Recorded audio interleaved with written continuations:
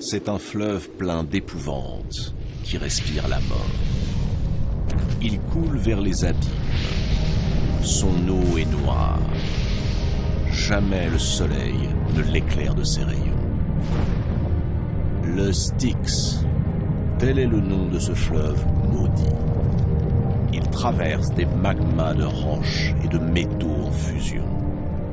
Lentement, il converge au centre du monde souterrain, vers un vaste marais. Sur sa rive, une foule indistincte, des ombres, celles et ceux qui, quelques minutes plus tôt, étaient encore en vie. Et soudain, surgit des limbes une barque délabrée. Debout, un homme observe les ombres. C'est un vieillard. Il est laid, barbu, couvert de haillons. Son nom, Charon. Sa fonction, permettre aux ombres de franchir le Styx afin d'atteindre le séjour des morts. Mais Charon pose une condition à chacune de ces ombres. Elles doivent s'acquitter de leur passage par une obole. Les proches des défunts qui savent cette exigence ont enterré leurs morts avec une pièce de monnaie sous la langue. Elle sert à payer l'odieux Charon. Ceux qui ne peuvent pas payer sont voués à attendre éternellement sur la rive.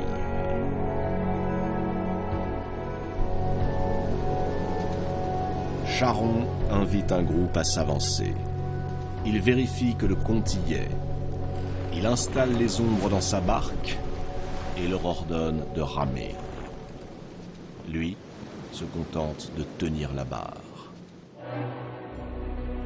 L'embarcation fend lentement les eaux marécageuses.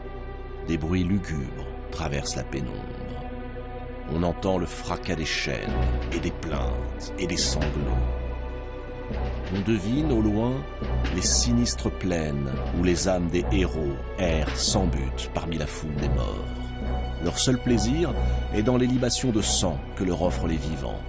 Lorsqu'ils boivent, ils se sentent presque redevenir des hommes.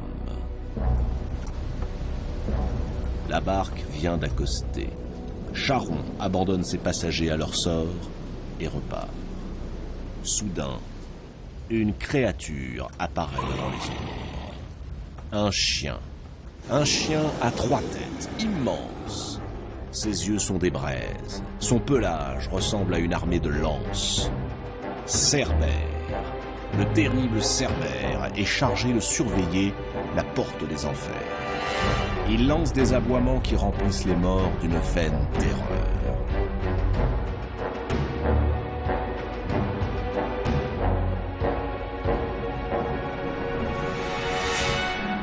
Cerbère est perfide. Il flatte tous ceux qui s'approchent de lui. Il les attire par le mouvement de sa queue et de ses oreilles. Mais une fois qu'ils ont passé le seuil du palais de son maître, Cerbère ne leur permet plus de sortir. Et il dévore quiconque tente de s'échapper.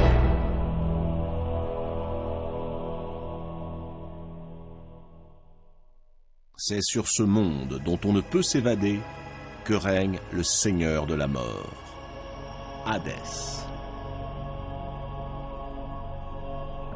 Hadès, fils de Rhéa et de Cronos, frère de Zeus. Hadès, le dieu qu'on ne nomme pas. La crainte qui l'éveille est si grande que l'on préfère taire son nom et ne l'évoquer qu'à travers toutes sortes de sobriquets. L'hospitalier, le renommé, le bon conseiller, ou encore le Zeus souterrain. Ce royaume des morts, Hadès ne l'a pas souhaité, pas un seul instant. Il lui fut dévolu après que Zeus se soit emparé du pouvoir et qu'il ait décidé de partager l'univers avec ses frères. Zeus, à tout seigneur, tout honneur, s'attribua le monde des hommes et le monde céleste. Poséidon reçut le monde marin. Et c'est à lui, Hadès, que fut confié le monde souterrain. cette demeure, même les dieux l'ont en horreur. Comme tout roi qui se respecte, Hadès tient dans sa main un sceptre, avec lequel il gouverne sans pitié les âmes des défunts. Ici, dans les entrailles de l'enfer, entouré de divinités grimaçantes, ses servantes, ses messagères, Hadès édicte ses lois au peuple des ombres. Des lois aussi simples qu'implacables. Une fois les ombres jugées, elles sont dirigées vers l'une des 3 routes qui serpentent à travers les souterrains.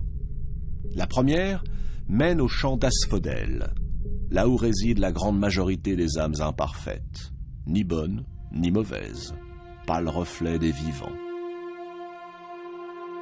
La deuxième route descend jusqu'au Tartare, le lieu le plus profond du gouffre souterrain. C'est là que se trouvent les pires criminels, les titans et les géants, les hécatonchires, tous ceux, mortels ou dieux, qui osèrent défier Zeus. Et enfin, une petite minorité emprunte la 3e route, celle qui mène aux Champs-Élysées, une sorte de paradis. Il y règne un printemps éternel, plus de douleur, plus de vieillesse. L'haleine des vents ne s'y fait sentir que pour répandre le parfum des fleurs. Des bocages embaumés couvrent de leurs ombrages les morts fortunés. Mais en vérité, même ici, les morts continuent de regretter la vie.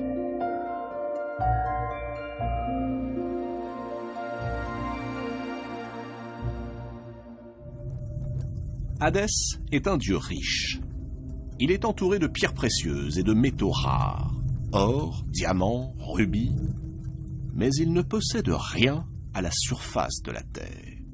Là-haut, les mortels ne lui édifient aucun temple, ne lui consacrent aucun autel, et le culte qu'ils lui rendent parfois ne se déroule que la nuit. Ce sont des cérémonies sans joie, sinistres, au cours desquelles on sacrifie des animaux en nombre pair, toujours de couleur noire, et la tête tournée vers le bas. Hadès est seul. Personne ne supporterait de vivre dans cet univers, entouré des rumeurs qui traversent cette sinistre pénombre. Personne. En tout cas, pas de son plein gré. Et puis, Hadès ne sait rien de ce qui se passe dans le monde supérieur ou dans l'Olympe. Il ne s'y rend presque jamais. Les seules nouvelles du monde qui lui parviennent sont celles de mortels lorsqu'ils frappent le sol de leurs mains en l'invoquant par des jurons et des malédictions. Hadès règne donc en solitaire, mais il éprouve parfois le besoin de quitter son palais infernal pour régler lui-même une affaire ou tout simplement pour respirer l'air d'en haut. Un beau jour, alors qu'il vient de quitter les profondeurs de son royaume, Hadès, conduisant un char tiré par de splendides chevaux couleur nuit, va le long d'une plaine de Sicile, non loin de l'Etna. Il est indifférent aux rayons du soleil, au ciel dépouillé de nuages, à la beauté des paysages. Il chevauche, il traverse les plaines, les forêts et les vallons de Grèce. Tout à coup, une silhouette attire son attention. Il immobilise brutalement son attelage. Là, à quelques pas, une jeune fille d'une rare beauté est en train de cueillir des fleurs. Elle se nomme Perséphone, un nom qui signifie « celle qui cause la destruction ». Et cette jeune fille n'est pas n'importe qui. C'est la propre fille de Zeus et de Déméter, la déesse de l'agriculture et des moissons. Sur l'Olympe, où elle a parfois le droit d'apparaître, on l'appelle aussi Corée, qui veut simplement dire la jeune fille, la Vierge. C'est le coup de foudre. Le cœur d'Hadès s'affole. Il pourrait enlever la jeune fille, l'entraîner dans son royaume, mais ce ne serait pas convenable. Après tout, n'est-elle pas la fille de son frère? Hadès a beau être prince des ténèbres, on n'en a pas moins l'esprit de famille. De les lois. Hadès prend alors le chemin de l'Olympe. Il se rend chez Zeus. Une fois devant son frère souverain, il demande la main de Perséphone. Voilà une requête qui embarrasse fortement le roi des dieux. S'il refuse, il offense son frère. S'il accepte, Déméter ne lui pardonnera jamais. Zeus réfléchit. Il est désemparé. Il n'ose prendre parti. Alors il s'en sort par une pirouette. « Je ne peux ni t'accorder, ni te refuser mon consentement, » dit-il à son frère. Fort de cette réponse, qui n'en est pas une, Hadès s'estime libéré de toute contrainte. Il remonte sur son char. Le revoilà sur les chemins de Sicile qui mènent à la plaine d'Héna. Perséphone est toujours là, toujours en compagnie de nymphes. Alors, Hadès coiffe la cunée, le casque de l'obscurité qui rend invisible ceux qui le portent. Il disparaît. Quelques instants plus tard, tandis que Perséphone se penche pour cueillir une fleur, la terre s'ouvre brutalement sous ses pieds. Tiré par ses chevaux couleur nuit, le char du roi des ombres surgit du trou béant. Sans lâcher bride, Hadès saisit Perséphone par la taille, la soulève et l'entraîne dans le gouffre des morts et de la nuit.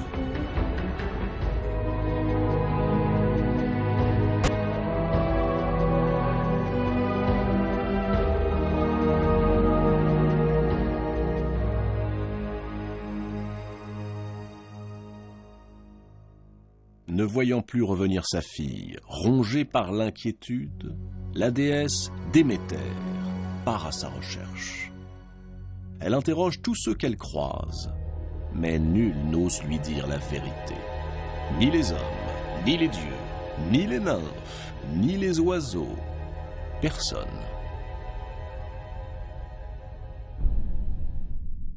Jusqu'au moment où une vieille femme l'aborde. C'est la déesse Hécate. Hécate est une déesse au double pouvoir. Elle est à la fois la déesse de la fertilité et la déesse de la lune. Quand l'astre est plein, qu'il illumine la nuit et rend fous les hommes et les bêtes, alors, dit-on, Hécate indique le passage vers les enfers. Cette déesse se situe au carrefour de la bienveillance et du mal, de la fertilité et de la sécheresse. Elle est tantôt la protectrice de l'humanité, tantôt l'annonciatrice d'une mort prochaine. Hécate est la seule des divinités à descendre parfois voir Hadès en sa demeure de son plein gré. Et voici Hécate qui s'approche de Déméter. Elle a entendu, l'autre matin, la voix de Perséphone appelant à l'aide. Mais quand elle est arrivée, il n'y avait plus personne. Déméter, sans prendre de repos, pendant 9 jours et 9 nuits, poursuit ses recherches. Elle va par les bois et les forêts, sonde les lacs et les montagnes, les plaines et les collines. En vain. Finalement, alors que tout espoir semble perdu, Hécate l'emmène voir Hélios, le dieu du soleil, celui qui voit tout. Et Hélios décide de lui révéler le nom du coupable, Hadès. Hadès, le maître des enfers. Déméter exige qu'il lui restitue sa fille. Hadès refuse. Puisque c'est ainsi, annonce Déméter à l'assemblée des dieux, je quitte l'Olympe et n'y reviendrai plus, et la terre restera stérile jusqu'à ce que ma fille me soit rendue. Ce ne sont pas des paroles en l'air. Déméter a les moyens de mettre sa menace à exécution. Elle est la déesse du blé, la déesse nourricière. Du jour au lendemain, les moissons se meurent, les fruits pourrissent et la famine se met à ravager la terre. La race des hommes est menacée d'extinction. Dans son palais, pressé de toutes parts, Zeus ne sait que faire. Il envoie à Déméter sa messagère, la déesse Iris, pour la supplier de recouvrer la raison. Déméter ne veut rien savoir. Une délégation des dieux et déesses de l'Olympe, porteurs de présents, l'adjure à son tour. Sans succès. Alors, Zeus, n'ayant plus le choix, envoie son fils Hermès porter le message suivant à son frère Hadès. Si tu ne rends pas Perséphone, nous sommes tous perdus. Les hommes mourront et il n'y aura plus personne pour nous honorer. Plus personne pour croire en nous. Hadès réfléchit. Et il accepte. Oui, il accepte. Il veut bien rendre Perséphone à sa mère. Mais à une condition. Il faut que les lois des dieux soient respectées. Lui-même n'a-t-il pas respecté la parole de Zeus lorsqu'il lui a formulé sa demande ? Or, il est une loi, ici, en enfer, que nul ne saurait ignorer, que nul ne peut violer. Quiconque a touché à la nourriture des morts restera sous terre pour l'éternité. Hermès interroge Perséphone. A-t-elle goûté à quelque nourriture ? Perséphone affirme, la main sur le cœur, qu'elle n'a rien mangé depuis son enlèvement, tant elle est malheureuse. Hadès, à contre-cœur, accepte donc qu'elle reparte auprès de sa mère. Mais au moment où Hermès aide la jeune fille à monter sur son char, une voix claque. C'est celle d'Ascalaphos, l'un des jardiniers du Seigneur des Ténèbres. Elle ment, affirme-t-il. Et il précise qu'il a vu Perséphone cueillir une grenade et en manger 7 grains. Il est prêt à en témoigner. Ascalaphos dut regretter amèrement ses paroles, car plus tard, Déméter le transforma en chouette.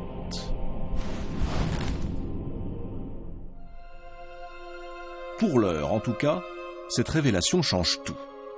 Si Perséphone a goûté la nourriture des enfers, alors elle doit y rester. C'est la loi, et même Zeus ne peut l'enfreindre.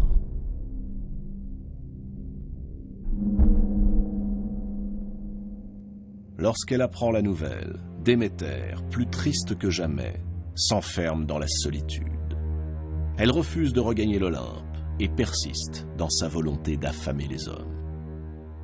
Exaspéré, Zeus tourne en rond. Il rumine, il ne dort plus. Et pendant ce temps, la famine continue de s'étendre et de faire des ravages chez les mortels. Zeus s'ouvre du problème à Rhéa, sa mère.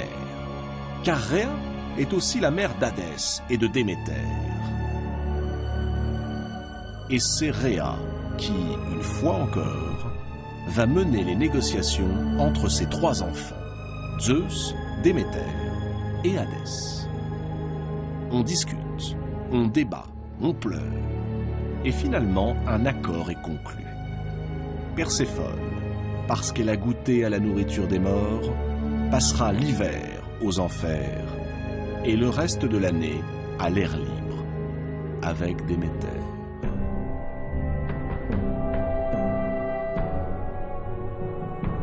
Voilà pourquoi, durant les mois où la mère et la fille sont séparées, la terre se glace. Plus rien ne pousse ni ne fleurit. C'est Déméter qui, loin de sa fille, s'exile de l'Olympe et refuse de nourrir les hommes. La nature attend le retour de Perséphone. Et c'est ainsi que Perséphone, la douce jeune fille qui aimait cueillir des fleurs sous le soleil de Sicile, est devenue la reine des enfers. Contre toute attente, le couple formé par Hadès et Perséphone est heureux. Perséphone prend son rôle de reine très au sérieux, et son rôle d'épouse également. Sa présence met en lumière une nouvelle image de la vie et de la mort, puisque la jeune femme se partage entre les 2 mondes, celui d'en bas et celui d'en haut. Mais ce mariage n'a pas amélioré la réputation du Seigneur des Enfers.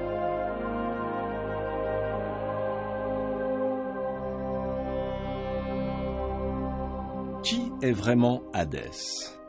On aurait tort de le résumer au seul dieu de la mort. Il n'est pas exactement la mort. La mort, c'est un autre dieu, Thanatos. Contrairement aux idées reçues, Hadès n'est ni satanique, ni malfaisant. Ce n'est pas lui qui tourmente ses sujets, ce sont les Érini, les déesses de la vengeance, qui ne reconnaissent que leur propre loi. Regardez-les, coiffées de serpents, armées de fouets. Ce sont elles, les Érini, qui persécutent sans répit leurs victimes, jusqu'à les frapper de folie. Hadès n'y est pour rien.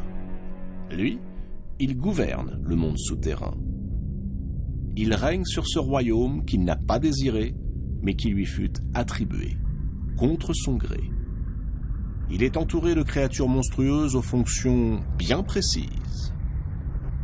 Par devoir, il se montre impitoyable. Mais il est aussi, en son cœur, sage, parfois tendre.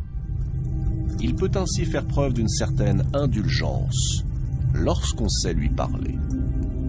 Pour preuve, cet homme qui vient de frapper à sa porte. Un visiteur venu de son plein gré et avant que la mort ne le fauche. Il s'appelle Orphée. Guerrier, mais aussi poète et musicien, le plus célèbre de tous les temps. Sans armes ni violence, c'est par la grâce de sa lyre et de sa voix qu'Orphée vient de se frayer un chemin jusqu'au couple infernal. Orphée, après une vie d'aventures et d'exploits, a rencontré Eurydice, une nymphe à la grâce sans pareille. Frappé au cœur, Orphée a conçu pour elle une passion grandiose, démesurée, et il l'a épousée. Mais leur bonheur ne fut que de courte durée. Eurydice est morte.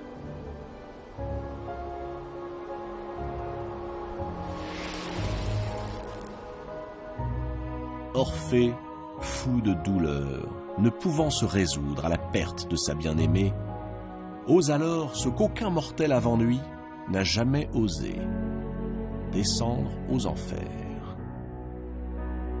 Le voilà à présent. Il demande au couple infernal que son amour lui soit rendu. Hadès est interloqué. Perséphone l'est tout autant. On les sent prêts à châtier l'impudent. Mais Orphée les arrête d'un geste implorant.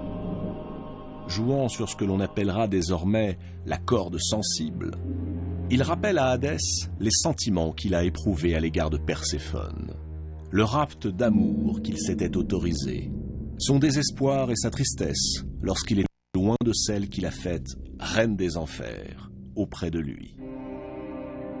Attendri par les notes célestes et les paroles du poète musicien, Hadès et Perséphone cèdent à ses prières, à condition, une fois encore, que soit respectée la loi des enfers. Orphée peut partir, Eurydice la suivra, et il ne devra jamais se retourner, pas avant d'avoir atteint la surface. S'il désobéit, alors il perdra Eurydice à tout jamais. Hadès et Perséphone ne pourront plus rien pour lui. C'est à lui seul qu'appartient désormais le destin d'Eurydice. Cette décision met en lumière les multiples facettes de la personnalité du maître des enfers. Il est mélomane, sensible aux complaintes amoureuses et capable de s'émouvoir devant la beauté. Mais quoi qu'il fasse, Hadès restera toujours aux yeux des mortels ce dieu craint et détesté, le maître des enfers, alors qu'en vérité, il est à la fois la vie et la mort, les deux faces d'une feuille blanche. Certains soirs, Hadès se dit peut-être avec tristesse que les mortels ont bien tort aujourd'hui de le craindre. Car la véritable mort, l'unique mort, les Grecs le savaient bien, ce n'est pas l'enfer, c'est l'oubli.